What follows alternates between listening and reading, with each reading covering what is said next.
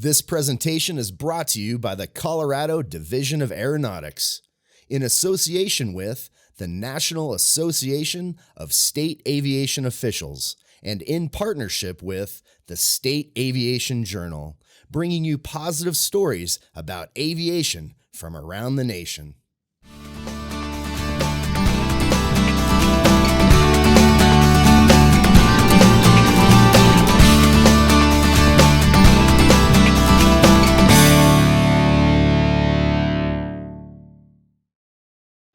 Welcome everyone, my name is Sean Sederberg and we're here again at EAA Oshkosh, the world's greatest aviation celebration, telling the positive, good stories about aviation and the people behind them. And this is the third of the three-part series that we're doing with the help of the State Aviation Journal. Today I have with me Mark Van Tine. Mark, thank you so much for joining me today for this interview. I really appreciate it. And I usually just like to start off really quick by just telling me who you are, who you're with, and why are you here at this airport. Okay. My name is Mark Van Tine, and I'm retired from Boeing, from Jeppesen. I retired in 2016.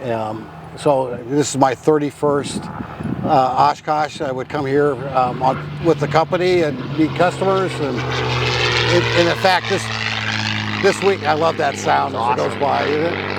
Yep. That's one of the reasons. One of the reasons why I'm here. That's awesome. But this would be the busiest work week I would have every year because Jeppesen works with airlines with over 1 million pilots around the world, and this is a great gathering place to meet those pilots and those customers and talk about business. And so I did that for many years, and then in 2014 I joined the EAA board of directors, and I've been a board member since then. So now I come back every year and work here and volunteer in the capacity as a director and a volunteer, and it's awesome. It's just a wonderful week of aviation. Absolutely. Now let's go back and kind of revisit what got you inspired about aviation. What was that point in your life where you knew that's what you wanted to do? Well, my grandfather used to drive for business, and I would spend the summer with him in the work that he did. And so one trip he had not enough time to drive, and so he hired a pilot in a 172, and we flew from Peoria, Illinois to Macomb, Illinois, and I was 8 years old, and it just that started it. And a couple of years later, we had a next door neighbor that was an aerobatic pilot and owned Satabri, and took me up and did aerobatics, and I was sick for a week, but I was hooked. So that started. I don't come from a family of aviation people. I'm the first pilot in the family, but found my way. That's awesome. Very good. Yeah. And so let's talk a little bit about getting to Oshkosh. We're sitting right here in front of your beautiful Sportsman. Maybe tell us a little bit, what is it like to fly into Oshkosh? It's incredibly special. It's also pretty hectic sometimes. The amount of traffic. Today, as we sit around, we have about 9,000 airplanes on the airport in the last couple of days, and so. But it's both technical, it's fun. But to fly my own airplane in has always been a bucket list. And I first flew this airplane in. It's my first airplane that I've owned. Flew it in 2013, and that was a great experience, and kind of an important milestone in my life. Oh yeah, no, that's great. That's very good. Now talk about the airplane itself. I believe you built this aircraft, right? Right. We started a program with the General Aviation Manufacturers Association in 2013 to encourage high school kids to become more involved in the industry, and we thought what a better way to do it than to build an airplane. And Glassair had a program called TwoE to Taxi, where you literally construct the airplane, fabricate the airplane in 2 weeks.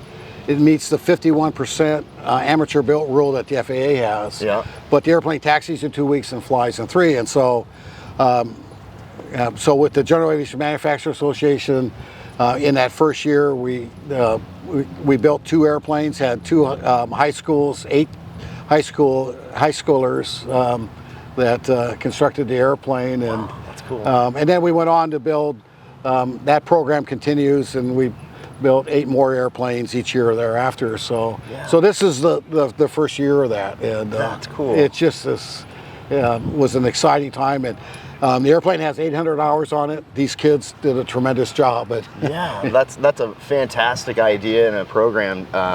Yeah, to get these kids involved in aviation. They're the next generation of people to come here and do these things, and right. that's a great thing. Now, that being said, let's talk about from a kid's standpoint, what is some good rules of advice that you would give to a young person who's very interested in aviation and how to go about that? Well, you know, the first thing is to find people around them that are in aviation. Yep. I mean, this is a great community of people that all want to help, and so it's asking a lot of questions. It's going to the airport, but finding people that can help tell the story and help answer their questions. To go out and take a discovery flight, the best program to do that if they're age 7 to 17 is to take an EAA Young Eagles flight. You know, we do that at Centennial Airport. In fact, the EAA chapter that flies out of Centennial is one of the most busiest for Young Eagles flights. They do it once a month. We usually fly about 30 kids. But it's to find people, old people like myself. You know, we're all enthusiastic about it, but we can talk about it and share with them, you know, what are the great things that are going on in the industry. We need young people. The industry is challenged with young people and new people coming in. Workforce development is a huge issue, and so, you know, part of what we have a responsibility to do as we promote aviation is to help young people learn all the different opportunities there are. You don't have to just be a pilot. There's so many different things that are available as a career path. But it's just get on YouTube, watch videos, and things like that. That's great. But find people like myself that love to talk about it and ask a lot of questions. That's great. And you're talking about EAA, and you sit on that board, and you have been since 2013 or 14. Yeah.